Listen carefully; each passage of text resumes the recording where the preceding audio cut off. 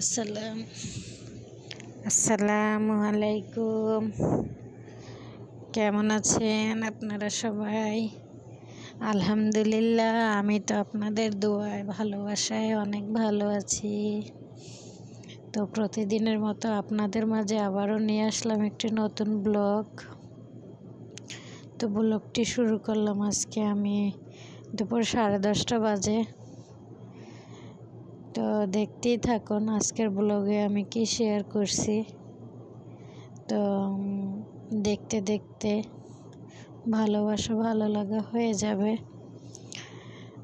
তো আমার ছোট্ট চ্যানেলটাকে আপনারা একটা সাবস্ক্রাইব করবেন, পাশে থাকা বেল আইকনটি বাজিয়ে দেবেন যাতে আমার ভিডিওগুলোর নোটিফিকেশন আপনারা পেয়ে যান।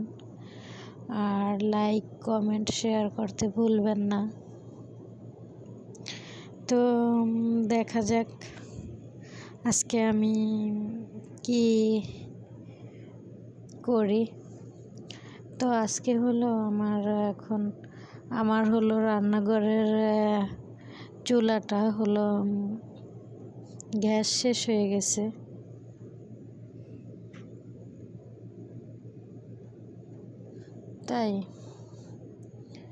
তাই হলো আমি ওইখানে ছোট্ট চুলাটায় রান্না করতেছিলাম। তো রান্না করা শেষ, এখন হলো আমি প্রায় রান্না করা শেষ, খাবার দাবার খাওয়া শেষ। তো প্রায় এখন 4টা বাজে। তা আমি একটু ঘুমাইছিলাম মাঝখানে 2 ঘন্টা।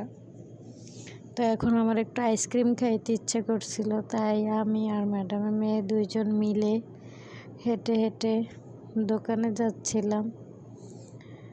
তো ভাবছিলাম যে বাইরের ভিউটা আপনাদের সাথে একটু শেয়ার করি, কারণ কি আর করার,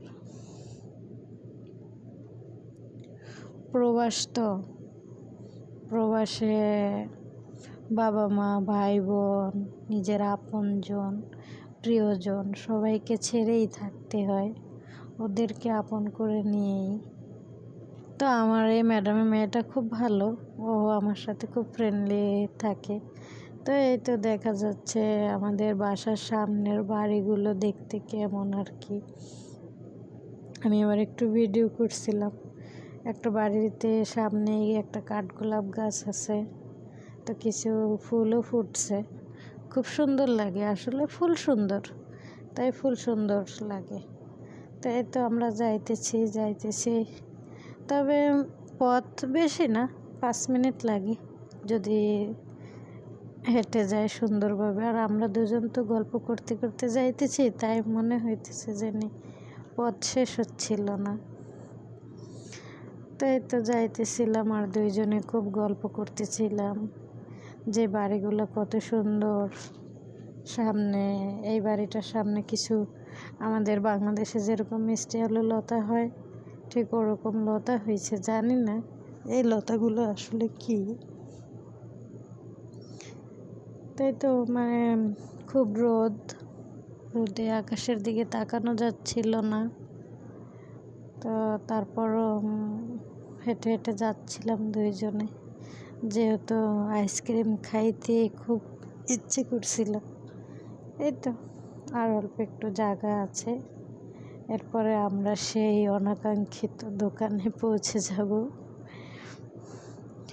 দোকানে পৌঁছে আমরা অবশ্য আমরা দুধ কিনবো আরও, কারণ আমি একটু পিৎজা বানাবো বিকেলবেলা, সন্ধ্যার দিকে আর কি। আমি টমেটোর সস বানিয়ে রেখে আসছি বাসায়। আমি টমেটোর সস বানিয়ে বেশিরভাগ ফ্রোজেন করে রাখি। যখন আমি পিৎজা বানাই দেখা গেছে আমি ওই বোতলটা বা বক্সে যেখানেই রাখি না কেন আগে বের করে বাইরে রাখি, রান্নাঘরে রেখে দিই। এরপরে ওইটা যখন নর্মাল হয়, তখন নর্মাল হওয়ার সময় আর কি আমি পরে আবার সুন্দর করে গরম করে এরপরে পিৎজা বানাই। এই তো আমি দোকানের ভিতরে আসলাম। দেখেন বাহিরের দোকানের ভিউগুলো কেমন হয়, নিজের যা ইচ্ছা তাই আপনি নেবেন। এরপরে হলো সামনে আপনি বিল পেমেন্ট করবেন। এখানে কোনো কোনো এটার দাম কত ওইটার দাম কত দামাদামি নেই, যা ফিক্সড, কোনো রকম কিছুই নেই। আপনার যা লাগবে আপনি ঝুড়িতে নেবেন, এরপর একটা ফিক্সড